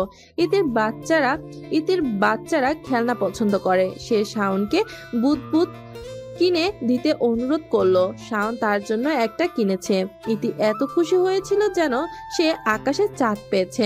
কিছুক্ষণ পর সে বুদবুদ ফুঁকছে। শাওন মৃদু হেসে বিড়বিড় করে বলল, বাচ্চা মেয়ে। ইতি জোরে হেসে উঠল। কিছুক্ষণ পর তাদের দেখা মিলল। তারা মেলায় ঘুরে এখন বেরিয়েছে। রুবেল এগিয়ে এসে বলল, চল যাই, শীঘ্রই সন্ধ্যা হবে। ইতি দুটো পাখি পালে। সারা দিন ওর বারান্দায় তাদের সামনে এসে দাঁড়ালে তারা খাঁচায় হইচই শুরু করে। মনে হয় পুরো একটা দিনের সব অভিযোগই বক্তব্য। তাদের খাবার দেখলো, সবকিছু দিয়েছেন নাসিমা বেগম। এতে রুমে এসে ফোন হাতে নিল। মেসেঞ্জার গ্রুপে বেশ কয়েকজন মেসেজ। তাদের মধ্যে মুন্নি বলল, তোর পাশে স্যারকে দারুণ লাগছিল, যত তাড়াতাড়ি সম্ভব প্রপোজ কর। ভালোবাসা অনেকদিন খালি থাকলে অন্য পাখিরা দখল করতে চাইবে। ও ঠিক বলছে। সামনেই আমার জন্মদিন, সেদিন প্রপোজ করার কথা ভাবছি। বিছানায় শুয়ে ইতে চোখ বন্ধ করে ঘুমিয়ে পড়ল। দুদিন পর হঠাৎ নীরবতা ভেঙে গেল ফোনের রিংটনে। শাওন তার মায়ের সাথে কথা বলছে। উনি জানায় তার শরীর আগের থেকে অনেক ভালো। ফোনের রিং শুনে শাওন মায়ের রুম থেকে উঠে নিজের রুমে চলে আসে। হ্যালো, আসসালামু আলাইকুম। ওয়ালাইকুম সালাম। স্যার কেমন আছেন? আলহামদুলিল্লাহ ভালো, তুমি ভালো? সে কিছুক্ষণ থেমে বলল, স্যার আপনি কোথায়? আমি বাসায় আছি। কেন? আমার সাথে বাইরে যাবেন? এই সময়? তুমি কোথায়? আপনার বাড়ির ওই গলির মাথায়। কি? তুমি এই সময় সেখানে দাঁড়িয়ে কি করছো? এলাকার সব ছেলে কি ভালো? তোমাকে একা দেখে কেউ এসে যদি বিরক্ত করে? আপনি আসুন। শাওনের পরনে ঢিলেঢালা টি শার্ট ও প্যান্ট, হাত দিয়ে কপালের চুল পেছনে ঠেলে দিল। ইতির সামনে দাঁড়িয়ে বলল, এই সময় এখানে আসছো কেন? আপনাকে দেখতে। হুম। গাড়িতে উঠুন। কোথায় যাব? আজ চৌরাস্তার মেলা, গতবার যেতে পারিনি, শুনেছি মেলা সুন্দর, তাই আজ যাব। তাহলে তুমি আমাকে গাড়িতে উঠতে বলছো কেন? আমি একা কেন? সব সুন্দর জিনিস দেখবো, আমার সাথে আপনাকে দেখাবো। পাশে একটা মেয়ে আছে আর সে চুপচাপ হাঁটছে। ইতি তপ্ত হয়ে দীর্ঘ শ্বাস ফেলল। স্যার বলল, কিছু খাবে? না। ফুচকা? আপনি খাওয়াবেন? হুম। তাহলে খাবো। এক প্লেট ঝাল ঝাল ফুচকা আর এক প্লেট ঝাল ছাড়া ফুচকা দিতে বলল ইতি। ফুচকাওয়ালা ভুল করে ইতির প্লেটটা স্যারকে দিল আর স্যারের প্লেটটা ইতিকে। ইতি জানে ওর স্যার ঝাল খেতে পারে না। শাওনের ফর্সা মুখ এক কামড়ে লাল হয়ে গেল। ইতি, ঝাল? ইতি এক গ্লাস পানি এগিয়ে দিল। 2 গ্লাস পানি পান করার পরও ফুসকুড়ি কমেনি। পাশের দোকান থেকে 1 কাপ আইসক্রিম নিয়ে এলো ইতি। শাওন কিছুক্ষণ পর বলল, এত ঝাল ফুচকা খাও কি করে, জানো না বেশি ঝাল শরীরের ক্ষতি করে? ফুচকাওয়ালা ভুল করে মারাত্মক ঝাল দিয়েছে, এর জন্য শাওন তাকে অনেক কথাই বলেছে। মেলার ফুটপাতের দোকানগুলো সন্ধ্যার পর জমজমাট হয়ে ওঠে। ইতি আর স্যার পাশাপাশি হাঁটছে।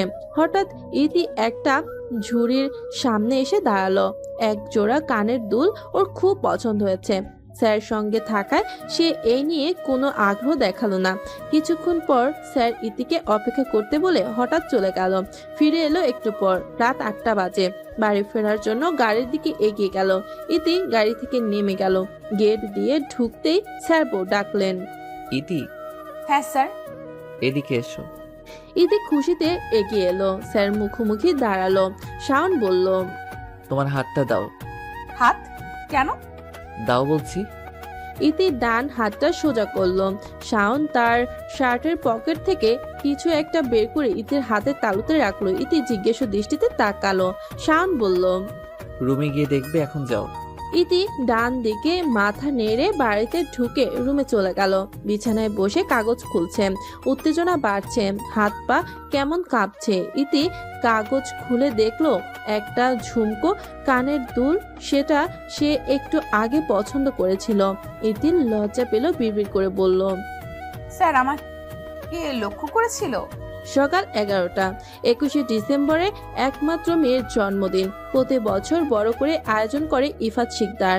এ বছর তিনি ব্যাপক আয়োজন ঘরে সাজিয়েছেন। সন্ধ্যায় পার্টি। ইতি ধীরে ধীরে রেডি হবে। বাড়ি অতিথিতে ভরে গেছে। সবাই অপেক্ষা করছে ইতি কেক কাটার মুহূর্তে। হাতে ছুরি নিয়ে দরজার দিকে তাকিয়ে আছে ইতি। স্যার এখনো আসেনি, যে কারণে কেক কাটছে না। ও কত অনুরোধ করেছে, তবুও এখনো আসছে না কেন? ইফাত শিকদার ও নাসিমা বেগম দুজনেই তাকে আমন্ত্রণ করেছিল, তাহলে আসছে না কেন? মুন্নি বলল, স্যার বোধহয় আসবেন না, তুই কেক কাট। ইতি একবার চোখ মেলে মুন্নির মুখের দিকে তাকালো, তারপর ছুটে রুমে চলে গেল। 2 দিন কেটে গেল, স্যারের খোঁজ নেই। ফোন বন্ধ, পড়াতে আসছে না। ইতির মন ছটফট করছে। আব্দুল চাচাকে নিয়ে স্যারের বাড়ি গলির মাথায় আসলো। গাড়ি থেকে নেমে হাঁটতে লাগলো। সে শাওনের বাসা চিনে না। আশেপাশে মানুষকে জিজ্ঞেস করে বাড়িটা দেখলো। কয়েকবার কলিং বেল বাজানোর পরও কোনো শব্দ নেই। উপর থেকে বাড়িওয়ালা আসতেন। তার কাছ থেকে জানা যায় স্যার আজ 2 দিন ধরে হাসপাতালে আছেন। তার মায়ের অপারেশন হচ্ছে, হয়তো সেই কারণেই ফোন বন্ধ। গাড়ির কাছে ফিরে এলো। পরের দিন সকালে শাওন ফোন করলো। বাড়িতে আসার পর বাড়িওয়ালা তাকে ইতির কথা জানায়। ইতির ঘুম ছুটে গেল। স্যার আপনি ঠিক আছেন? হ্যাঁ আলহামদুলিল্লাহ। সরি, আমি তোমার কথা রাখতে পারিনি। মায়ের শরীরটা হঠাৎ এত খারাপ হয়ে গেল যে কিছুই বুঝতে পারলাম না। হাসপাতালে ছুটতে ছুটতে 3 দিন কিভাবে কেটে গেল বুঝতেই পারছি না। তোমাদের ফোন করে বলবো আমি সেই পরিস্থিতিতে ছিলাম না। আর শুনলাম তুমি গতকাল বাসায় আসছিলে। অনেক দিন হলো আপনাকে দেখি না, দেখবো, দেখা করব। ইতি আয়নার সামনে দাঁড়িয়ে আছে। বেশ কয়েকবার শাড়ি পরার পর সে এখন শাড়ি পরতে পারদর্শী। শাড়ি পরলে মেয়েদের হালকা সাজতে হয়, হালকা সাজে খুব সুন্দর দেখায়। এটা হয়তো অনেকেই জানে না। ইতি চোখে কাজল দিল, তারপর কিছু চুড়ি পরে নিল, কপালে ছোট্ট একটা কালো টিপ দিল। স্যারকে জায়গার ঠিকানা পাঠিয়ে দিয়ে ইতি বাসা থেকে বের হলো। আজকাল যখন ইতি স্যারের সাথে দেখা করতে যায় তো প্রথমে যে কথাটি মাথায় আসে তা হলো শাড়ি পরার। দেখি না হাওয়ায় খোলা চুলগুলো চোখ মুখে উড়ে আসছে। এক হাতে চুল সরিয়ে ইতি সামনের দিকে তাকালো। শাওন তার দিকে এগিয়ে আসছে, কালো টি শার্ট পরা, তাকে খুব সুন্দর লাগছে। ইতি অপলক চোখে তাকিয়ে আছে। শাওন এসে তার সামনে দাঁড়ালো। ইতির ধ্যান ভেঙে গেল। শাওন মৃদু গলায় বলল, তুমি শাড়ি পরেছো? আম্মু আমাকে পরার জন্য শাড়ি দিয়েছে। আচ্ছা, আমাকে আসতে বললে কেন? এই কয়দিন ঠিক মতো পড়েছো তো? হতবম্ব মুখে বলল ইতি। আমি এখানে পড়াশোনার কথা বলতে আসিনি। তাহলে কিসের জন্য আসছো? ইতি জোরে নিঃশ্বাস ফেললো। চারপাশে তাকিয়ে দেখলো কোনো মানুষ নেই। ইতি হঠাৎ হাঁটু গেড়ে বসে শাওনের পা চেপে ধরলো। কি করছো? পা ছাড়ো। স্যার আমাকে বিয়ে করুন। বিশ্বাস করুন আমি আগের মতো নেই, বদলে গেছি শুধু আপনার জন্য। আমি আপনাকে ছাড়া এক মুহূর্তও থাকতে পারি না। আমি বিয়েতে রাজি, চলুন বিয়ে করি। শাওন অবাক হয়ে তাকিয়ে আছে। ইতি হঠাৎ তার দিকে তাকিয়ে বলল, sir I love you. Shaon হাসলো, তারপর নরম গলায় বলল, আমিও তোমাকে ভালোবাসি ইতি। যেদিন তোমাকে প্রথম দেখেছিলাম সেদিন থেকেই তোমাকে ভালোবাসি। ইতি উঠে দাঁড়ালো। হঠাৎ শাওনকে শক্ত করে জড়িয়ে ধরলো। শাওন অকপটে বলল, ইতি আমি শ্বাস নিতে পারছি না। ইতি স্যারকে আরো শক্ত করে ধরে রাখলো। এই ভয়ে ছেড়ে দিলে অদৃশ্য হয়ে যাবে। একটু এদিক ওদিক নড়াচড়া করতে করতে পড়ে গেল ইতি। ব্যথায় চিৎকার করে উঠলো। সে চোখ খুলে দেখলো সে তার ঘরের মেঝেতে পড়ে আছে, বালিশ জড়িয়ে ধরে। বিরক্ত হয়ে গেল। তারপর মোবাইলে টাইম চেক করলো। স্যার সকাল 6টায় ফোন করেছে, এখন 8টা বাজে। এই 2 ঘন্টা ঘুমের মধ্যে সে এমন স্বপ্ন দেখে ফেলেছে। আর করে হাহা করে হেসে উঠল। ক্লাসের বন্ধুরা আমার স্বপ্ন শুনে হাসছে আর হাসছে, ওরা খুব মজা পাচ্ছে। রুবেল বলল, যেহেতু তুই আজ স্বপ্ন দেখেছিস তাহলে সেটা সত্যি কর। আভ্রু বলল, তুই যেহেতু আজ স্যারের সাথে দেখা করতে যাচ্ছিস, মনের কথা খুলে বলিস। আর 3 দিন আগে তোর জন্মদিন চলে গেছে। হাসপাতালে অন্য একজন ডাক্তার শাওনকে তার চেম্বারে একা ডাকলেন। তিনি সত্যটা তাকে বললেন যে ডাক্তার তার মায়ের অপারেশন করেছিলেন, তিনি ভুল অপারেশন করে হাসপাতাল থেকে পালিয়ে গেছেন এবং পুলিশ তাকে খুঁজছে। তার ভুল চিকিৎসা এরই মধ্যে 2 জনের মৃত্যু হয়েছে, কিন্তু কোনো সাক্ষী প্রমাণ নেই। ডাক্তার শাওনকে তার মাকে ভালো জায়গায় নিয়ে গিয়ে ডাক্তার দেখানোর পরামর্শ দিলেন, নইলে বেশি দিন টিকবে না। শাওন 2 দিনে গ্রামে 3 বিঘা জমি বিক্রি করে টাকা জোগাড় করে মাকে মাদ্রাসে চিকিৎসার জন্য নিয়ে যাবে। সকালে বাসায় আসার পর সব গুছিয়ে নিয়েছে। রাতেই মাকে হাসপাতাল থেকে ছাড়া হবে এবং সেখান থেকে বিমানবন্দরে যাবে। তার আগে একবার ইতি আর তার বাবার সাথে দেখা করবে। শাওন তার পরিকল্পনার কথা কাউকে বলেনি, সব নিজের কাছে গোপন রেখেছে। সময় হলে শুধু আকাশে উড়বে। সন্ধ্যা 6টা বাজে। ইতি শাড়ি পরে দাঁড়িয়ে আছে। ইতির সামনে বসে দারোয়ান মামার মেয়ে ফুলের মালা সাজিয়ে দিচ্ছে। সে ফুল শেষ করে ইতির চুলে বাঁধবে। ইতি আজ একটু মেকআপ করেছে, যার জন্য তাকে খুব সুন্দর দেখাচ্ছে। গাড়িতে করে মেলায় এসেছে ইতি। শাওন ফোন করে বলে যে তাকে নিতে যেতে হবে না, সে নিজেই আসবে। কিছু পুরুষ লোকের দৃষ্টি পছন্দ করছে না ইতি। মেলা থেকে বের হয়ে ওভার ব্রিজে উঠতে শুরু করে। একটু উপরে উঠলো। এখান থেকে রাতের শহরটি আশ্চর্যজনক সুন্দর লাগছে। স্যার কাছে এসে কল করলো। ইতি বলল সে ব্রিজে আছে। শাওন ফোনটা কেটে রেখে ব্রিজে উঠে এলো। স্যার আগের মতো ইতিকে দেখে হাসলো না, চাপা গলায় বলল, সুন্দর লাগছে। ইতি ল্যাম্প পোস্টের আলোয় শাওনকে দেখে হেসে বলল, ধন্যবাদ স্যার। ইতি নিজেকে প্রস্তুত করলো।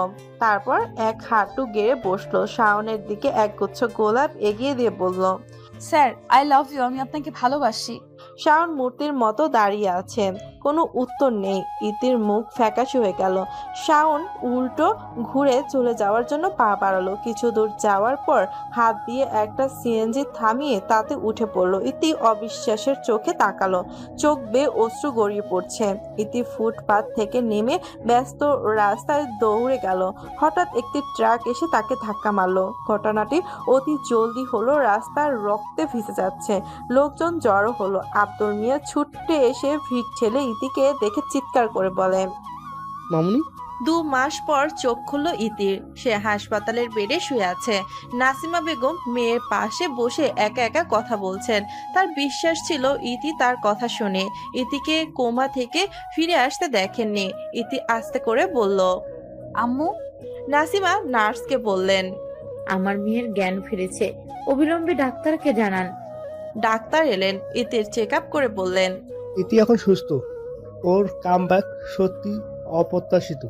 চমৎকার না হলেও এমন হয় না। এই টাইপের রোগী বছরের পর বছর চলে যায়, তবুও তারা কামব্যাক করতে পারে না। আর একটা কথা লক্ষ্য রাখবেন, মেয়ে যেন বেশি কথা না বলে। ডাক্তার যাওয়ার আগে ইফাত শিকদারের সাথে অনেক কথা বলে যা ইতি শুনতে পায়নি। তার কদিন কথা বলা নিষেধ। এর সময় যতটা সম্ভব কম কথা বলা উচিত। 2 দিন পর ইতি জানতে পারলো তার একটা ভয়ানক অ্যাক্সিডেন্ট হয়েছে। 2 মাস কোমায় ছিল।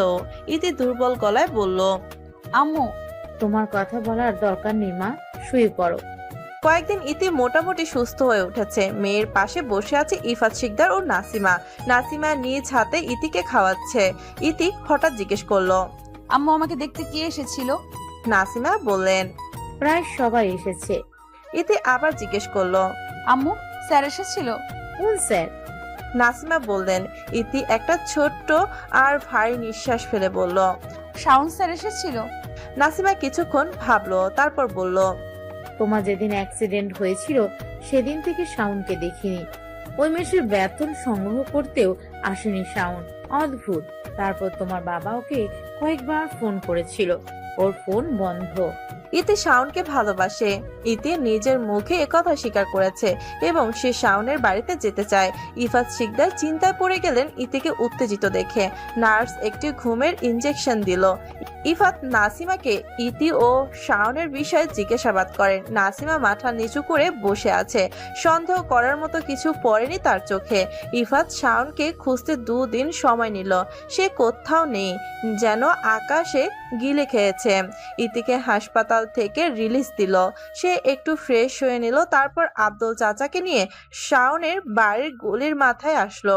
বাড়িতে তালা ঝুলছে। বাড়িওয়ালা জানায় 2.5 মাস আগে বাড়ি ছেড়ে চলে গেছে। কোথায় যাবে কিছু বলে যায়নি। ইতি স্তব্ধ হয়ে গেল। পায়ে পায়ে হেঁটে গাড়ির কাছে এলো।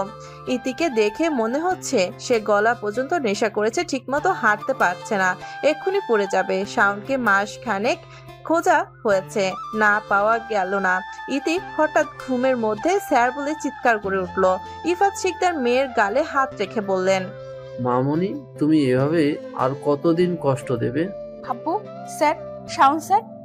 সময় গেল, দিন গেল, বছর গেল। সময় কারোর জন্য থেমে থাকে না। মন শুধু একজন বিশেষ মানুষের জন্য থেমে যায়। ফুফাতো বোনের বিয়ে। ফুপি ফোন করে বলে যে সবার 1 সপ্তাহ আগে যেতে হবে। ইফাত শিকদার বিয়ের দিন যাবে বলে ইতিকে আজ যেতে বলল।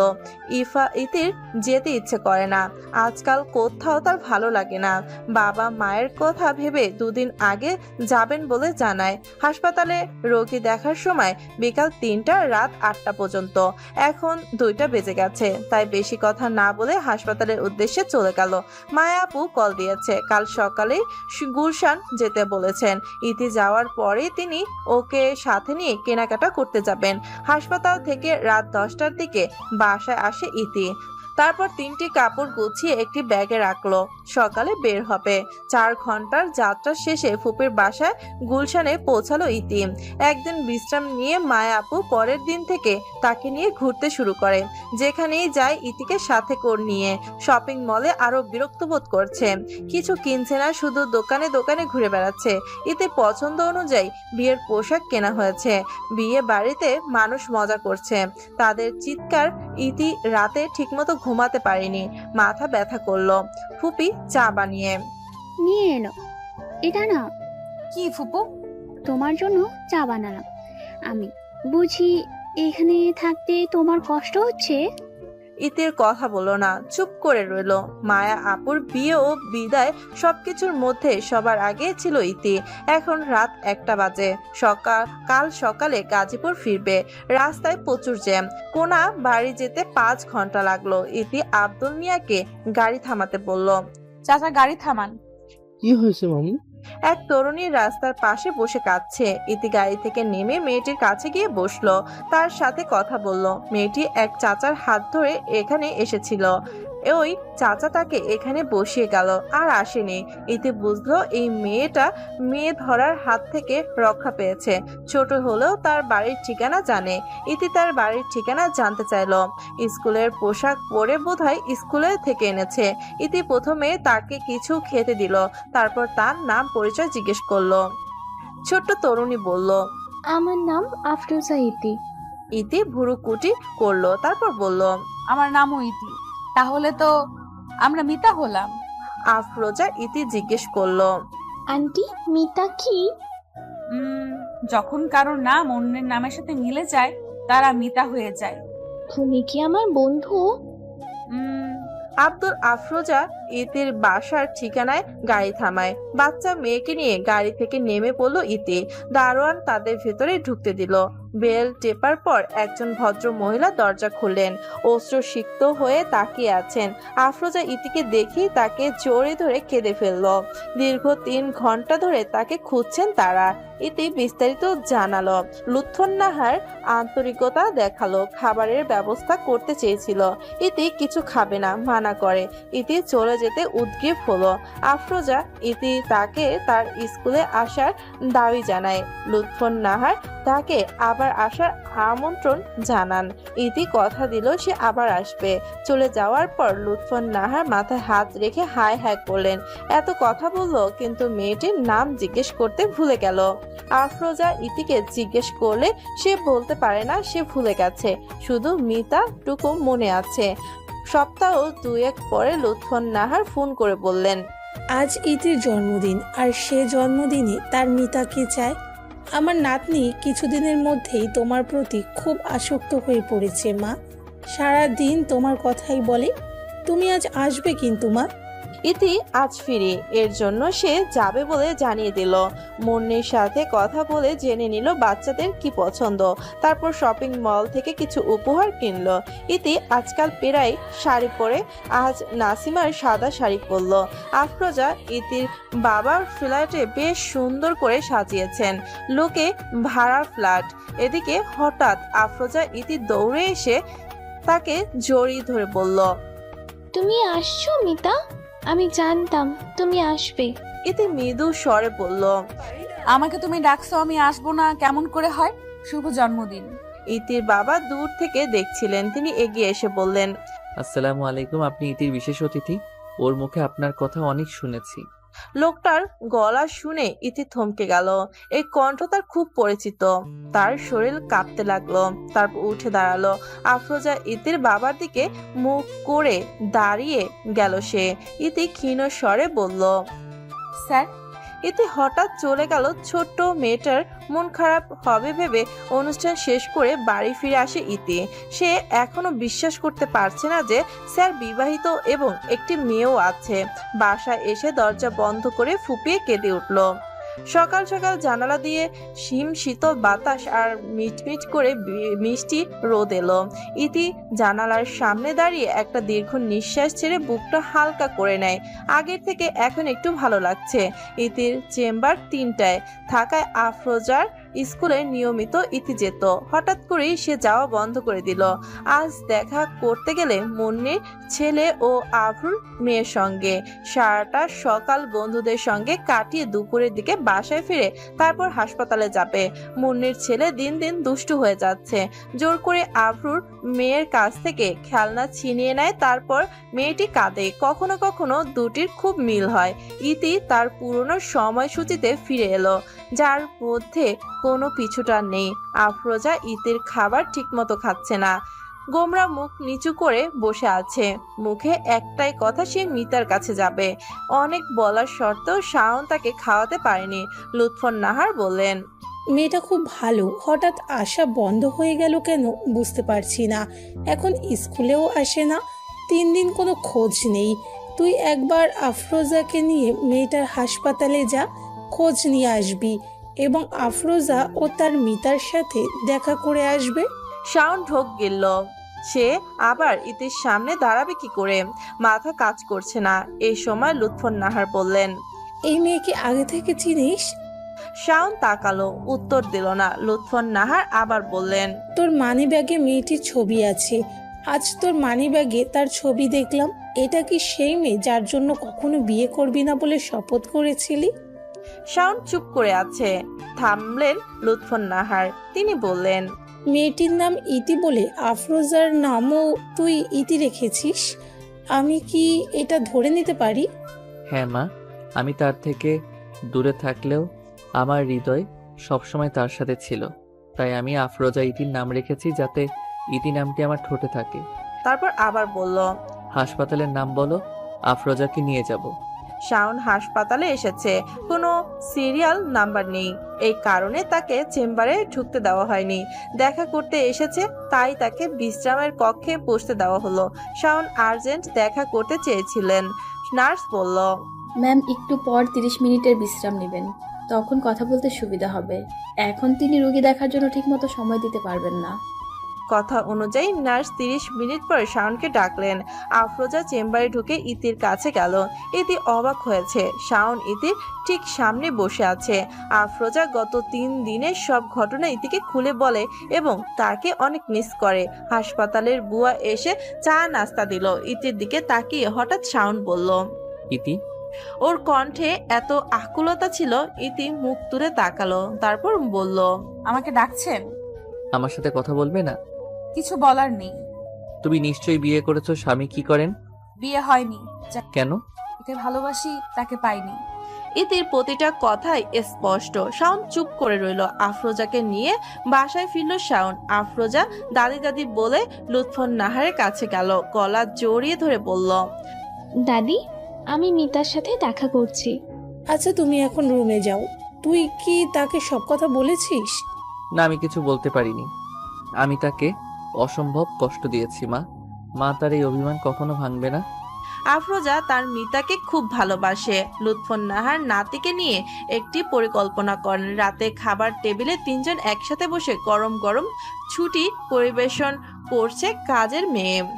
আফরোজা বলল, আপু। হ্যাঁ বলো। আব্বু, আম্মু লাগবে। হঠাৎ শাওনের কাশি শুরু হলো। কি কি লাগবে? সবারই আম্মু আছে, আমার নেই। আমিও আম্মুকে চাই, আমার মিতাকে নিয়ে এসো।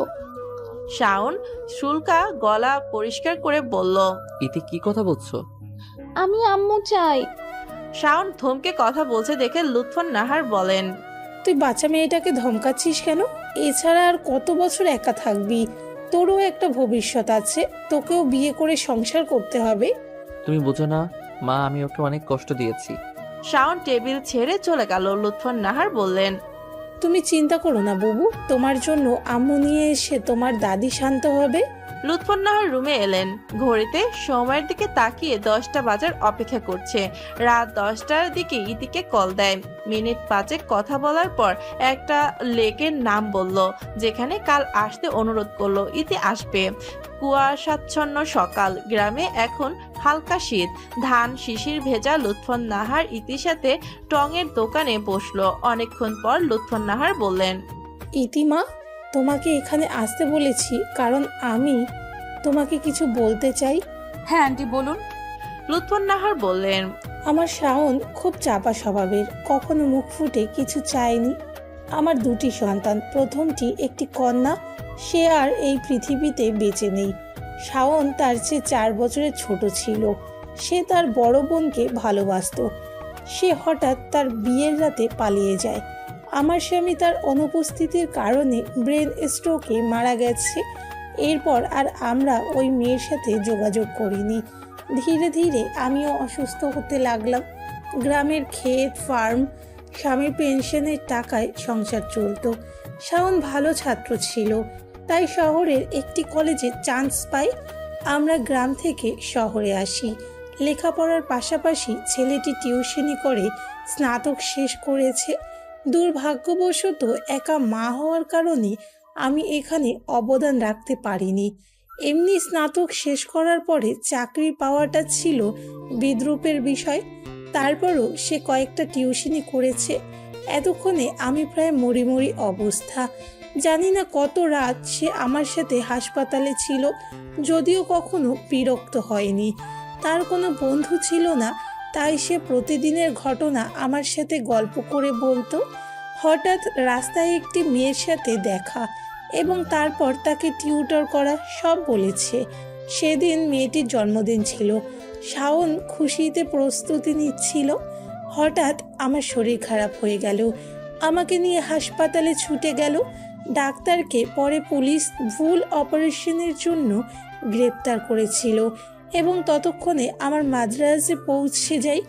মাদ্রাজে কয়েক মাস চিকিৎসা করিয়েছিলাম। আমি যখন সুস্থ হয়ে ফিরে আসব তখন সেখানে আমার মেয়েকে দেখি। আমার মেয়ের 2টি কিডনি নষ্ট হয়ে গেছে, অপারেশন হবে। আমাকে ও শাওনকে দেখে সে অনেক কেঁদেছিল, বলে আল্লাহ আমাকে এত কষ্ট দিয়েছেন, আমি তোমাকে কষ্ট দিয়েছি, তোমার নাক ডুবিয়েছি, তাই আমাকে ক্ষমা করে দিও। শিলা শাওনকে বলল, ভাই আমার মেয়েকে দেখিস। তার স্বামী তাকে হাসপাতালে রেখে যায় আর ফিরে আসেনি। আমার ছোট নাতনি আফরোজা হাসপাতালের বারান্দায় এক শ্রমিকের কোলে ঘুমাচ্ছিল। ওর তখন 2 বছর। শাওন তাকে প্রথম কোলে নিল। অপারেশন শেষ হলে খবর এলো আমার মেয়ে চলে গেছে। 2 দিন পর থানা থেকে ফোন আসে। শিলার স্বামী মাদ্রাজে একটি ছোট্ট কোম্পানি ছিল, তিনি একটি গাড়ির দুর্ঘটনায় মারা যান। এরপর 2 মাস আমরা শোকে ছিলাম। আফরোজাকে নিজের মেয়ে হিসেবে পরিচয় দিল শাওন। তারপর ওর শেষ নাম রাখলো ইতি। আফরোজা জানে না শাওন তার বাবা নয়, তার মামা। কয়েক বছরে শাওন আফরোজার বাবার ছোট ব্যবসাকে বড় করেছে। আমি তাকে প্রায় বিয়ের কথা বলেছি, কিন্তু সে বিয়ে করবে না, কারণ সে সেই মেয়েটিকে খুব খারাপভাবে আঘাত করেছিল। মাদ্রাজ যাওয়ার 2 সপ্তাহ পরে শাওন মেয়েটির এক বন্ধুকে ফোন করেছিল।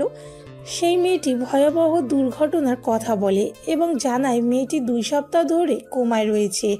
সে ছেলেটি শাওনের ওপর দোষ দেয়নি, কিন্তু শাওন জানতো এখানে সব দোষ তার। শাওন পুরোপুরি ভেঙে পড়েছিল এবং আমাকে এমন অবস্থায় ছেড়েও আসতে পারেনি। লুৎফর নাহার হাত দিয়ে চোখের পানি মুছে আবার বললেন, আমার ছেলে মেয়েটিকে তার কল্পনার চেয়েও বেশি ভালোবাসে, কিন্তু আফসোস সে তা জানে না। তার সম্পর্কে সব জেনেও আমি তার নাম বা চোখ কখনোই দেখিনি। শাওনের মানিব্যাগে মেয়েটির একটি ছবি আছে। আমি গতকাল মেয়েটির ছবিটা দেখেছি। সে তুমি। ইতির চোখ থেকে 1 ফোঁটা জল পড়লো, তারপর 2 ফোঁটা, তারপর আরো অনেক।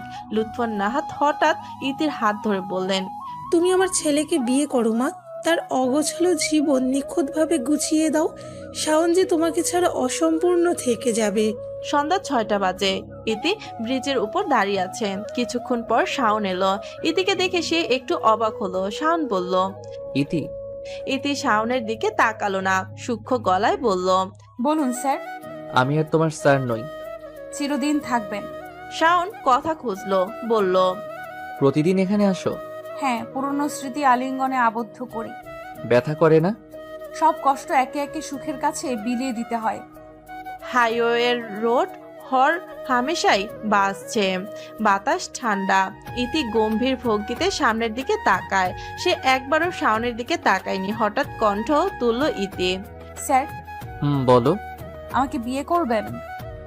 কি? চমকে উঠলো শাওন।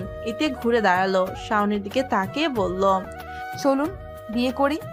এটা সম্ভব না ইতি, আমার একটা মেয়ে আছে। আপনার বলে কিছু নেই স্যার।